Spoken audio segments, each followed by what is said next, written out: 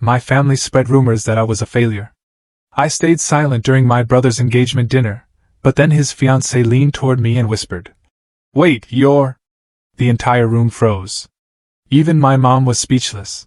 You know that feeling when you've been dismissed, overlooked, practically invisible your whole life, especially to the people who are supposed to be your biggest cheerleaders.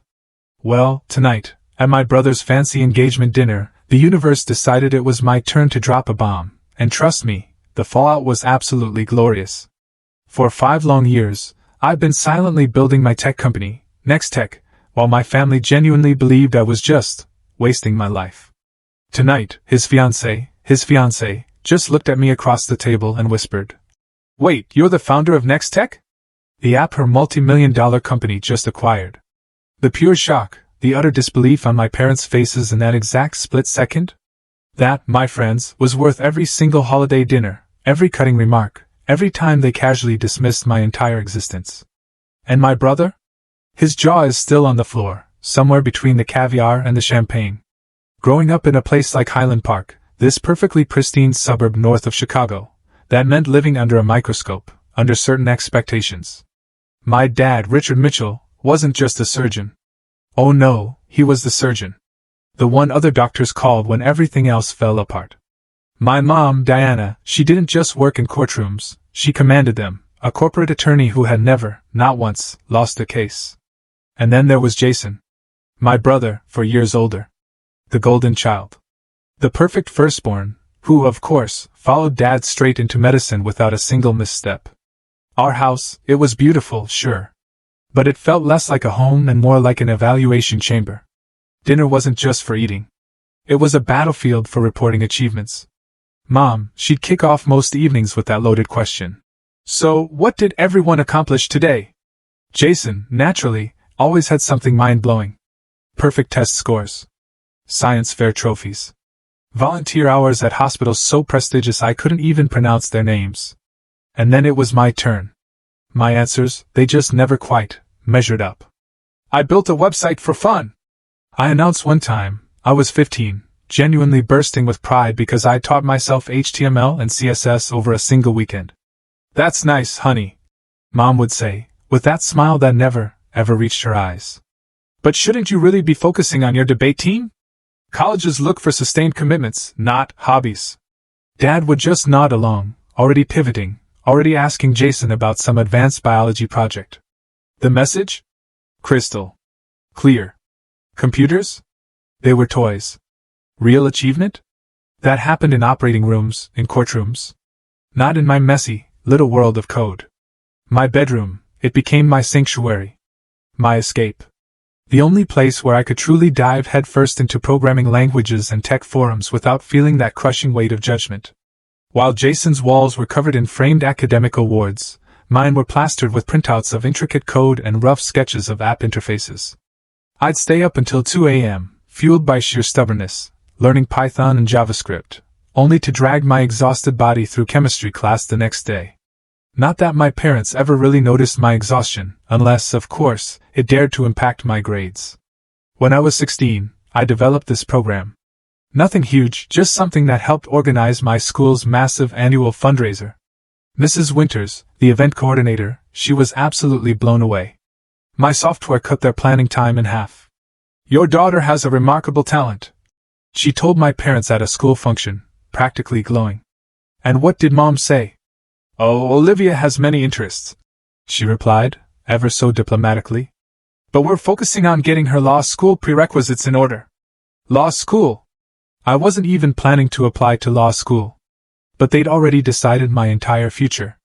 The regional coding competition during my junior year? That was a turning point for me. A real gut punch, but a turning point. After months of grueling preparation, I'd qualified for the finals with an inventory management system I built myself. The competition fell on the exact same Saturday as Jason's medical school acceptance celebration. "We're so sorry, sweetie," Mom said, and I swear, she didn't look sorry at all. "But your brother has worked his entire life for this. You understand, right? Maybe next time." I competed alone. The only student there without a single family member in the audience, cheering me on. And I won. First place. The judges, professional software engineers, they looked at me, a kid, and told me I had natural talent, a vision that was years beyond my age. I came home, clutching that trophy like it was my lifeline, to find our house absolutely overflowing with relatives, all celebrating Jason. My achievement? It warranted a quick, "That's wonderful, dear," from Dad, before he immediately turned back to toasting my brother. That night, something broke inside me, but something else hardened. I made a decision. I would succeed on my own terms. Without their validation. I would build something so undeniable, so massive, that they couldn't dismiss it, couldn't minimize it. Something that would finally, force them to see me. Senior year rolled around, bringing with it college applications and an absolute torrent of parental pressure to apply to Ivy League schools with strong pre-law programs. Instead, I quietly applied to state universities, places with genuinely excellent computer science departments. When my acceptance to Illinois Tech arrived, complete with a generous merit scholarship, my parents reacted as if I'd announced plans to join the circus. "You're throwing away your potential," Dad said, disappointment thick and heavy in every single syllable. "Your test scores could get you into Yale Computer Science." Mom questioned, her voice rising, almost frantic. "That's not a field for someone of your capabilities." What they meant was, "That's not a field worthy of a Mitchell." Jason, home from his first year of medical school, he tried to mediate in his well-meaning, utterly condescending way. "Maybe it's just a phase, Mom. Let her get it out of her system before law school." I left for college that fall with their expectations still weighing on me, yes, but also with a lightness, a sense of liberation I hadn't felt before. Finally, I could immerse myself in what I truly loved without that constant, suffocating judgment. What my family called failure, I finally recognized as the very first, terrifying step toward finding my own path. College was liberation. Pure and simple. At Illinois Tech, I wasn't the daughter who was squandering her potential on computer games. I was Olivia, the student professors singled out for her innovative approaches to programming challenges. For the first time in my life, I found myself surrounded by people who spoke my language, who valued what I could do, who saw me. During sophomore year, I met Emma Rodriguez in my advanced programming class. While most students were practically tearing their hair out over the final project, Emma and I finished it in half the assigned time and, just for fun, added extra features. We started grabbing coffee after class, staying until the campus cafe practically kicked us out, talking for hours about technology and its untapped potential. "The healthcare system is broken," Emma said one night, her laptop open to an article about medical communication failures.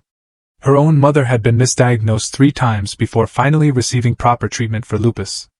Doctors can perform miracles, but they can't communicate with each other, or with their patients, effectively. That conversation, it sparked something.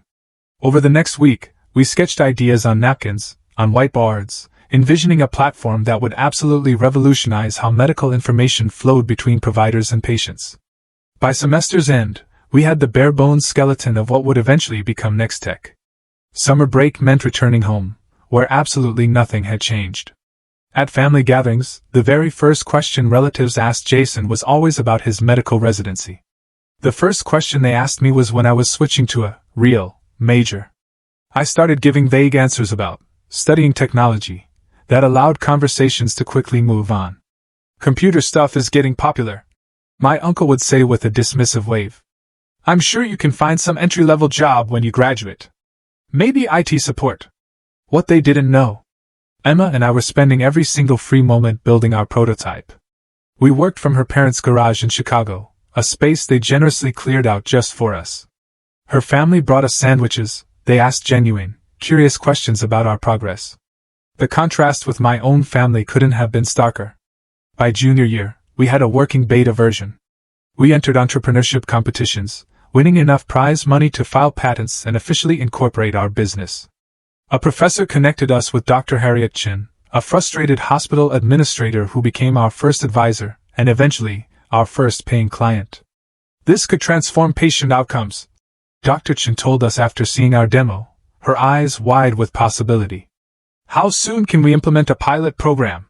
Meanwhile, at Thanksgiving dinner my senior year, my father cornered me by the dessert table. "Diana and I have been talking," he said, using my mother's full name in that way that always signaled a united, parental front, a force to be reckoned with. We're concerned about your job prospects. Jason can help you get an administrative position at his hospital. Something stable, while you figure things out." I took a deep breath. "Just one." "Actually, Dad," I began, my voice steady, "I'm working on starting a business." His laugh wasn't cruel. It was worse. It was just utterly incredulous. "A business? Olivia, be serious. You need experience before you can even think about entrepreneurship. Get a real job first." That was it. That was the last time. The absolute last time I ever tried to share my professional life with my family.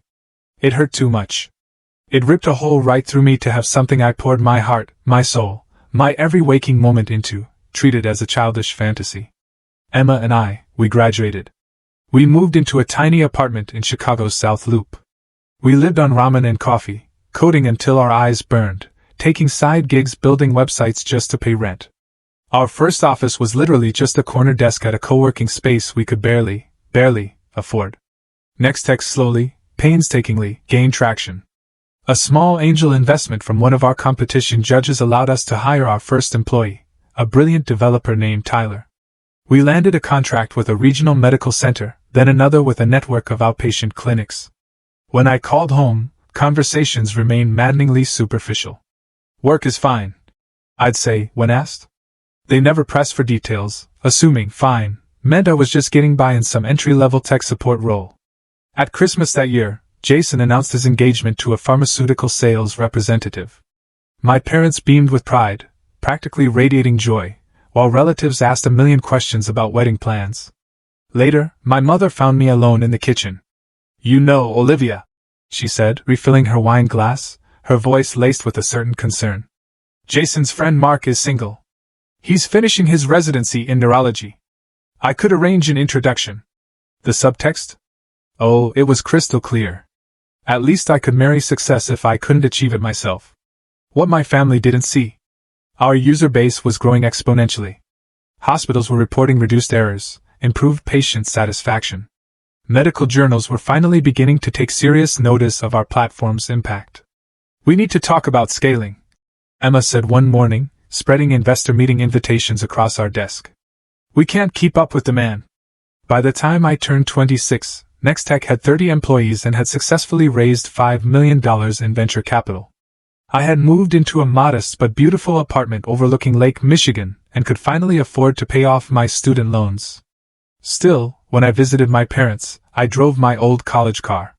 I wore simple, unassuming clothes, allowing them to cling to their narrative about my perpetual struggle. It wasn't entirely about proving them wrong anymore. It was about protecting something truly precious from people who had never, ever valued it. I wanted success on my terms, not as some kind of concession that my path was now finally valid. After all, the distance between my two worlds grew wider every single day. In one, I was a rising tech entrepreneur whom industry publications were starting to notice. In the other, I was the daughter who had failed to live up to her potential. The cognitive dissonance was sometimes absolutely overwhelming. The email from Memorial Health System arrived on a Tuesday morning in April. I read it 3 times. 3 times. Before calling Emma into my office. "They want to implement Nextech across their entire network," I said, my voice barely above a whisper. 27 hospitals in 3 states. Emma collapsed into the chair across my desk, her eyes wide. "That's the largest healthcare provider in the Midwest," I finished, feeling completely surreal. We'd been building toward this moment for years, but actually reaching it? It felt unreal. The contract would multiply our revenue tenfold, instantly establishing us as a major player in health tech. Within hours, our phones were ringing off the hook with calls from other hospital systems, all suddenly interested in what Memorial had seen in us. The following month brought our first acquisition offer from a much larger tech company, $30 million. Emma and I sat in a sleek conference room, listening to executives twice our age explain why we should take the money and, essentially, work for them. "It's a generous offer," Emma said as we walked back to our office, the words hanging heavy in the air. "It is," I agreed. "And we're turning it down." We both knew Nextech was worth more than just money. It was about building something that actually helped people, something that mattered. We weren't ready to give up control. 2 weeks later, venture capital firm Sierra Partners offered $30 million for a minority stake, valuing our company at over $100 million. This time, we accepted. The investment would allow us to expand without losing our vision. When the press release went out, I specifically requested that only my first name be used. Olivia, co-founder and CEO. The articles read, usually with Emma's clear photo beside a silhouette with my name. It wasn't about hiding, not exactly. It was about controlling my own narrative. Don't you want recognition? Emma asked after an industry conference where I had deliberately kept a low profile. You've earned it. I do, I admitted. Just not yet. And not from strangers. What I couldn't articulate, even to Emma, was my complicated relationship with validation. I wanted my family to see me, truly see me, but I wasn't sure I could handle them suddenly taking credit for my success, or minimizing it once it became absolutely undeniable. I needed this to be completely mine before I shared it. Besides, there was something powerful about building an empire in silence. In tech circles, I was becoming known as the Ghost Founder, the brilliant but camera-shy woman behind Nextech's revolutionary platform. The mystery, if anything, only enhanced my reputation. The profile in TechWorld magazine came next. They wanted photos of both founders, but I negotiated. Just Emma's clear image, and me photographed from behind, looking out over our growing office. The article praised our innovation and leadership without delving into my background, just how I wanted it. At 28, I was a multimillionaire on paper. I bought a stylish condo in downtown Chicago, but I kept it minimal, unassuming. When relatives asked about my apartment, I described it vaguely as a small place with roommates, allowing them to believe I was still struggling. My circle of trust remained tiny. Emma knew everything, of course. My assistant, Kayla, she understood the family situation after organizing one too many declined invitations to Mitchell family events. My therapist, Dr. Winters, helped me process the conflicting emotions of success without recognition. What are you waiting for? Dr. Winters asked during one session. What would make it the right time to tell them? I considered the question seriously. I want it to be so undeniable that they can't explain it away, I said. So big that they can't take credit for it, or tell me I just got lucky. And I want to be completely at peace with never getting their approval. So if they still don't give it, I'll be okay. Dr. Winters nodded thoughtfully. And are you working toward that peace? Every day, I said. And I was. Nextech wasn't just about creating innovative technology. It was about creating myself. Separate from the crushing expectations that had defined my early life. The irony wasn't lost on me that my brother had followed our father into medicine, yet I was the one revolutionizing healthcare. Nextech was now being used by over 200 medical facilities nationwide. Studies showed it reduced communication errors by 43% and improved patient satisfaction scores by 38%. Every few months, usually after some family gathering where I'd been subtly pitted, I would pull up our company valuation and user statistics. Not from vanity, but as a visceral reminder that external validation wasn't the measure of my worth. The numbers helped ground me when old insecurities threatened to resurface. Then came the rumors. Whispers of a potential acquisition by Horizon Health Technologies, one of the largest health software companies in the country. Their initial outreach was tentative, feeling out whether we might even entertain an offer after turning down several others. They're talking $200 million minimum, Emma said after an exploratory lunch with their development director. $200 million. A figure that would make headlines. A figure that would be impossible for even my achievement-obsessed family to dismiss. Part of me wondered if this might finally be the moment to step out of the shadows. But another part hesitated. Was I really ready for my worlds to collide? What would it mean to suddenly be seen by the very people who had spent a lifetime looking past me? I didn't have much time to consider these questions. Life was about to force my hand in the most unexpected, jaw-dropping way possible. The call from my mother came on a Sunday afternoon as I was reviewing quarterly projections. Olivia, wonderful news! She announced without preamble, her voice bubbling with an almost frantic excitement. Jason and Sophia have set a date. Labor Day weekend. They're planning an engagement dinner next month at Bluebird. You'll need to clear your calendar. Bluebird was Chicago's newest Michelin-starred restaurant. Impossible to get into without serious connections or a 3-month wait. Clearly, Jason was pulling strings through his hospital board contacts. That's great, Mom. I said, genuinely happy for my brother despite our complicated relationship. I'll be there. Wonderful. My mother's voice then shifted, taking on that more critical, discerning tone. And Olivia, it's a very upscale event. Perhaps we should go shopping for something appropriate. I noticed at Christmas your wardrobe is still very collegiate. I glanced down at my designer silk blouse and tailored trousers. An outfit that had cost more than most people's monthly rent. Not that my mother would ever know. I'll find something suitable, Mom. Don't worry. Well, if you're sure. The doubt in her voice was unmistakable. Sophia works for some big technology company. Very impressive woman. Executive track. Everyone will be dressed to impress. The irony of her concern almost made me laugh out loud. Instead, I took a deep breath. What technology company does she work for? I asked, my heart starting to pound. Oh, something about health systems. Horizon something. I don't recall exactly. Jason says they're very important in their field. My heart skipped a beat. Horizon Health Technologies. The company currently negotiating to acquire Nextech for hundreds of millions of dollars. This couldn't be a coincidence. Mom, do you know Sophia's last name? I asked, trying desperately to keep my voice casual. Winters. Sophia Winters. Why do you ask? Sophia Winters. The name wasn't familiar from our acquisition talks, but Horizon was a massive company with thousands of employees. Still, the connection was unsettling. After hanging up, I immediately called Emma. You're not going to believe this, I said, explaining the insane situation. My brother is engaged to someone from Horizon. That's quite a coincidence, Emma replied carefully, her voice tinged with surprise. Do you think it will complicate the acquisition? I don't know, I said, a shiver running down my spine. But I need to find out who she is before that dinner.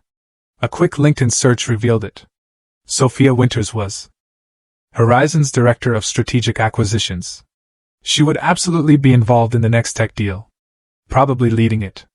And in a few weeks, we would be sitting across from each other at my brother's engagement dinner, where everyone in my family believed I was an underemployed tech support worker. The universe, it truly had a twisted sense of humor. The pressure from my family only intensified as the dinner approached. My mother called twice more about my attire, her voice loaded with unspoken anxiety. My father left a voicemail reminding me to bring something impressive about my career to discuss with Sophia's parents, who were very accomplished people. A week before the dinner, I received the most painful call yet. Olivia, I need to discuss something delicate. My mother began, her lawyer voice, always a bad sign. Your father and I were talking with the Winters last night. They asked about you, and well, Jason mentioned you were between jobs. My stomach tightened into a knot. I'm not between jobs, Mom. Well, that little computer help desk position wasn't exactly something to highlight, darling. Jason was just trying to smooth things over. The point is, Sophia's father knows someone at Apple who might be hiring entry-level IT staff. Isn't that wonderful? We could finally get you on a proper career track. The casual dismissal of my entire life's work. The infuriating assumption that I needed rescuing. The complete, utter lack of curiosity about what I'd actually been doing for the past 5 years. It all crashed over me in a tidal wave of frustration. Mom, I appreciate the thought. My voice was tight, barely controlled emotion. But I'm satisfied with my current position. Don't be proud, Olivia. This is a real opportunity. We all have to start somewhere. After hanging up, I called Rachel, my childhood friend who had recently moved back to Chicago. Unlike my family, Rachel had always, unconditionally, supported my ambitions, even when she didn't fully understand them. Over the years, she'd become one of the very few people who knew the truth about Nextech. They set you up for a pity job interview. Rachel's indignation on my behalf was exactly what I needed. While you're in the middle of a $200 million acquisition deal? That's rich, even for your parents. The worst part is the woman my brother is marrying is literally the person negotiating to buy my company, I said, laughing at the sheer absurdity of it all. And no one in my family has any idea. So, what are you going to do at this dinner? Rachel asked, her voice intrigued. Show up in jeans and a hoodie like they expect, or arrive in full CO mode and watch their jaws drop? I considered the question seriously. Neither, I finally replied. I'm just going to be myself. No pretense, no big revelation, no games. Just dignity. Rachel raised her eyebrows. That's very mature of you. 5 years of therapy will do that, I replied with a small wry smile. Besides, I'm done trying to prove anything to them. If they find out, they find out. I'm not going to hide, but I'm certainly not going to perform either. The night before the dinner, Horizon's final acquisition offer arrived. $215 million. With conditions that would keep Emma and me at the company for at least 3 years post-acquisition. We were officially on the verge of becoming centimillionaires. As I selected a simple but elegant black dress for the dinner, I felt strangely, utterly calm. Whatever happened tomorrow night, I knew my worth now. No one could take that away from me. Bluebird Restaurant lived up to its reputation. Crystal chandeliers cast a warm, intimate glow over plush blue velvet banquettes and tables set with gleaming silver.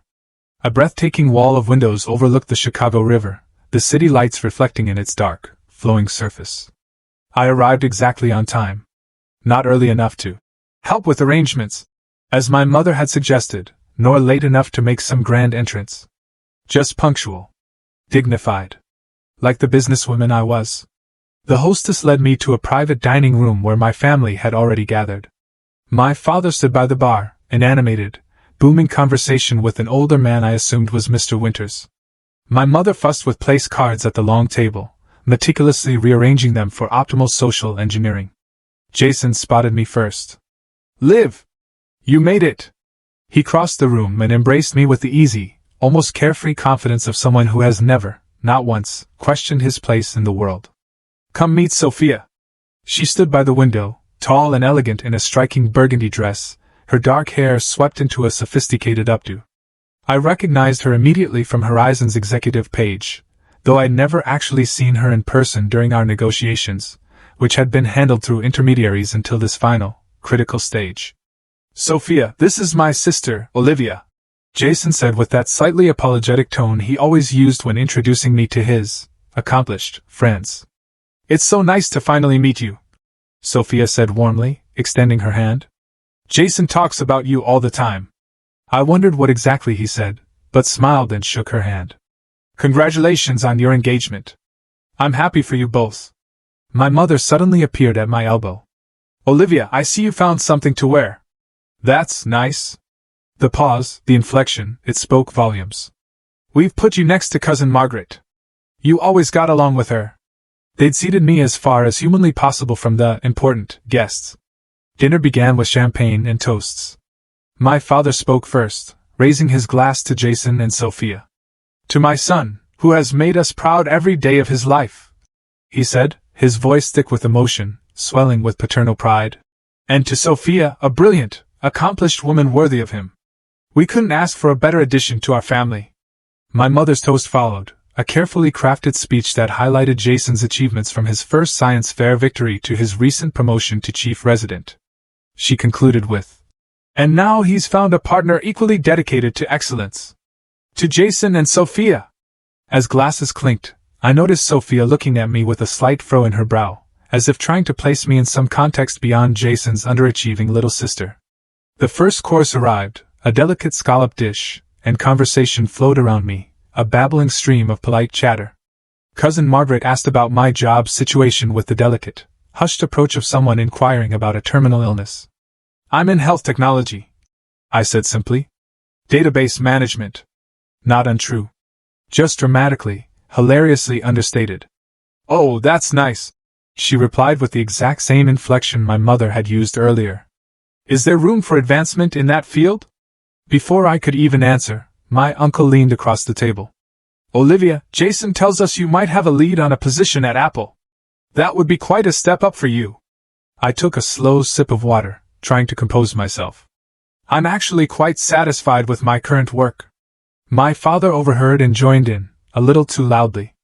Olivia, there's no shame in accepting help to get your foot in the door somewhere respectable. We all want to see you succeed. From across the table, I noticed Sophia staring at me even more intently now. I saw it. The flicker of recognition. It was dawning in her eyes. Olivia, she said during a lull in conversation, her voice cutting through the ambient noise clear and crisp. Forgive me, but is your last name Mitchell? The entire table fell absolutely silent. Jason looked completely confused. Of course it is, Sophia. She's my sister. Sophia's eyes widened, a slow, dawning realization spreading across her face. You're Olivia Mitchell from Nextech. And there it was. The moment I had both dreaded and secretly anticipated for years. Yes, I said simply. Sophia set down her fork with a small, almost imperceptible clink against the fine china. Wait. You're the founder? The CEO? Olivia Mitchell? The one. She stopped herself, suddenly, acutely aware of the public setting, of all the stunned faces. Jason laughed nervously. Sophia, I think you're confusing Olivia with someone else. My sister works in tech support or something. No, Sophia said slowly, looking directly at me, her gaze piercing, unwavering. Your sister is the founder and CEO of Nextech, the healthcare communication platform that's revolutionizing patient care across the country. The company my firm is currently in final negotiations to acquire for over $200 million. The silence that followed was absolute. A thick, suffocating blanket had fallen over the room. My father froze, his wine glass halfway to his lips, a single bead of condensation clinging to the crystal. My mother's hand fluttered to her pearl necklace, gripping it as if for support. Jason's mouth literally hung open, a comical, shocking sight. Is this true? My father finally managed, his voice a barely audible whisper. I met his gaze steadily, unflinchingly. Yes. Emma Rodriguez and I founded Nextech 6 years ago. We currently employ over 70 people and serve more than 300 healthcare facilities nationwide. But why wouldn't you tell us? My mother looked genuinely bewildered, a raw hurt in her eyes. Before I could answer, Sophia continued, her professional demeanor giving way to genuine, infectious enthusiasm. Your platform reduced medication errors at Boston General by 62% in the first year alone. The interface design revolutionized how doctors access patient information. We've been trying to develop something similar for years, but your solution is light years ahead. It's why we're willing to pay such a premium to acquire you. My family stared at me as if seeing a complete stranger. In many ways they were. $200 million. My father's voice was faint, barely a breath. Sophia nodded. The acquisition is set to close next week, pending final approval. She turned to me with a slightly embarrassed smile. I had no idea you were Jason's sister. Your company profile just shows Olivia with no photo, and our teams have been handling the negotiations. I prefer to maintain a low profile, I said. The understatement of the century.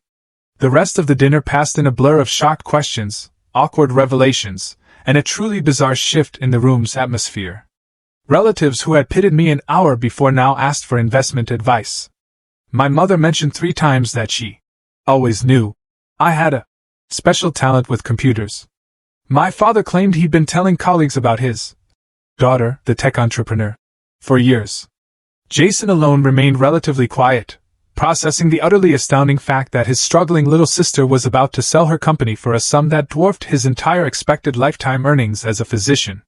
Through it all, I maintained my composure, answering questions politely, but without the desperate, aching desire for approval that had defined so much of my earlier life.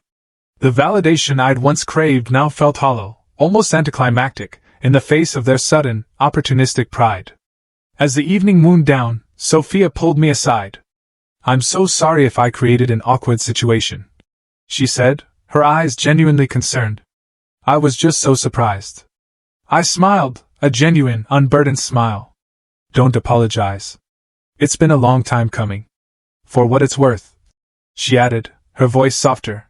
Your reputation in the industry is extraordinary. People call you the ghost genius. Now I understand why you kept such a low profile. As we said our goodbyes, my mother clutched my arm, her grip surprisingly tight. We need to talk soon, Olivia. Properly talk. About everything. I nodded, knowing the conversation was inevitable, but no longer fearing it. We will. Walking to my car, I felt lighter somehow.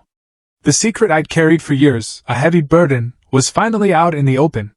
Whatever came next, I would face it on my own terms, secure in the knowledge of what I had built, and more importantly, who I had become.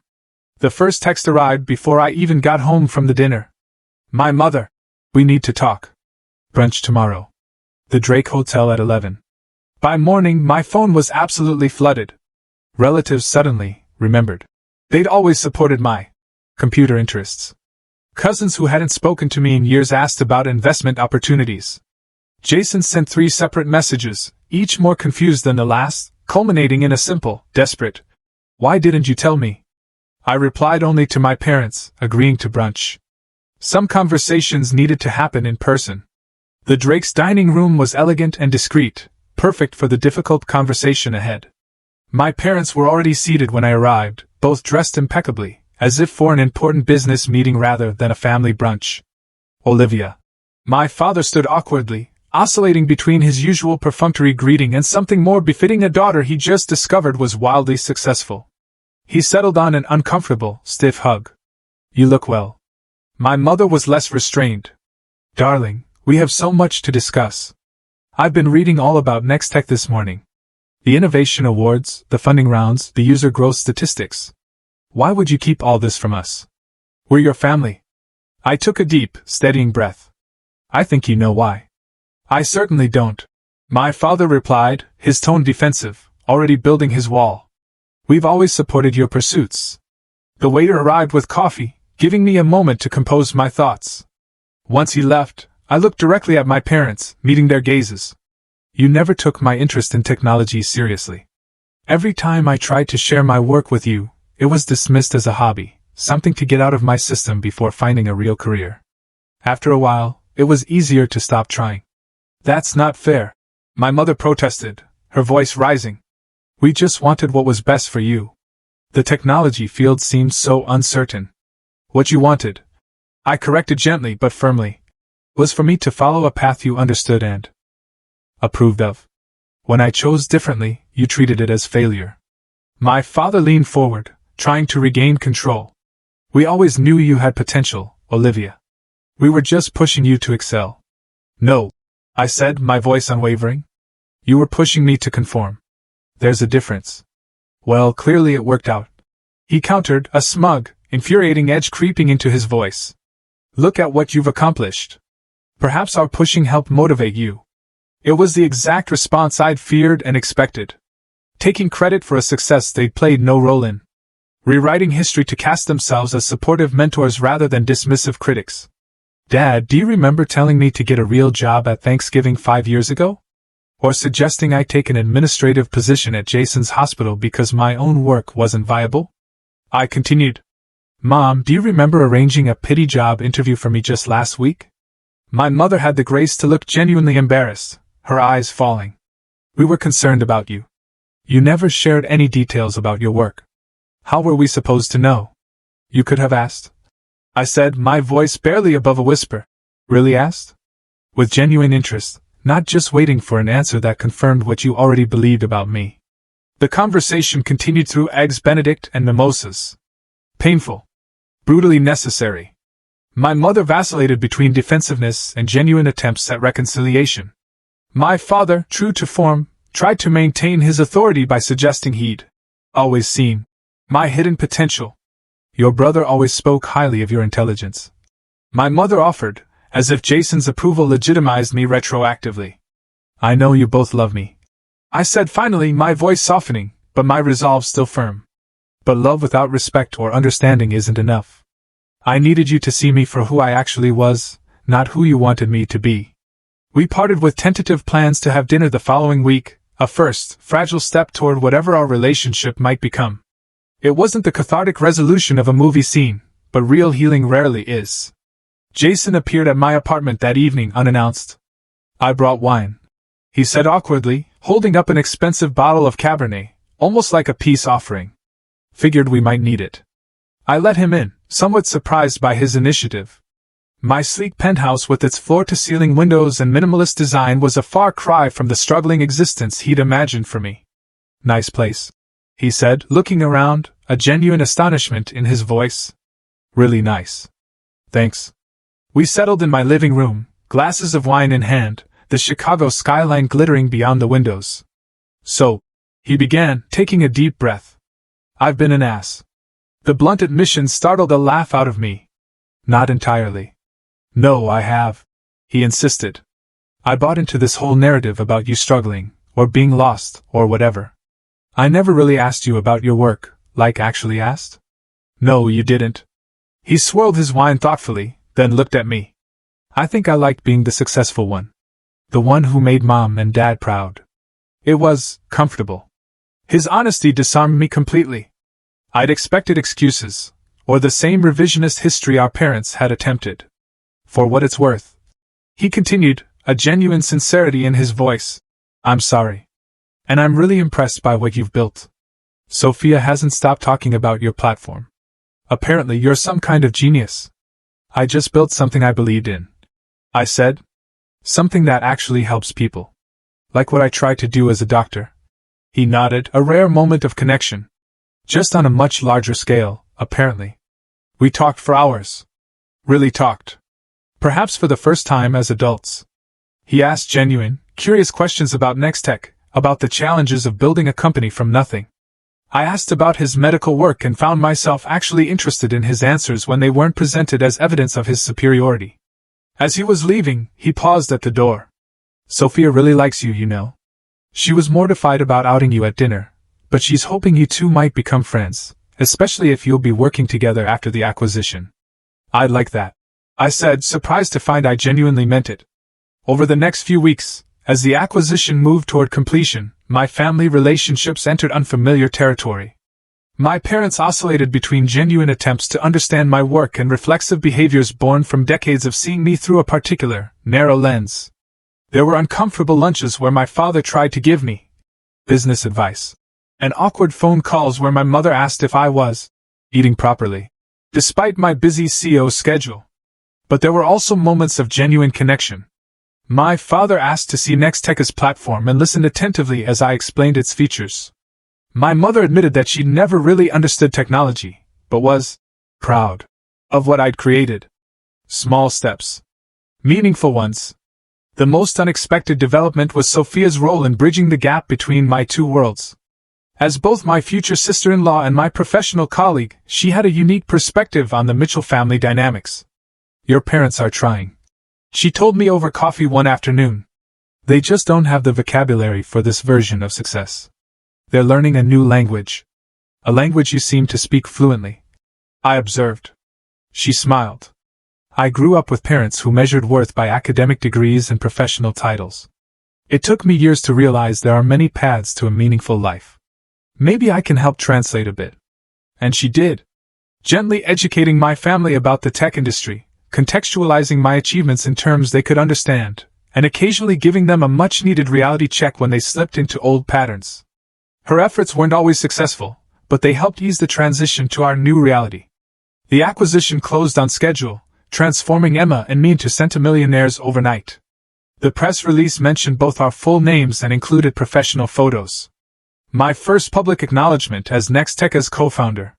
The ghost genius was finally stepping into the light. 6 months after my brother's engagement dinner, life had found a new rhythm. The Nextech acquisition had closed successfully, and I now led the innovation division at Horizon Health Technologies. Our platform was being implemented in hospitals across 3 continents, with Emma overseeing international expansion.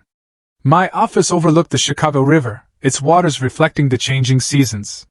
Today, spring sunshine glinted off its surface as I finished a conference call with our development team in Singapore. A text from Sophia interrupted my workflow. Reminder, dinner at your place tonight. I'm bringing that wine you liked.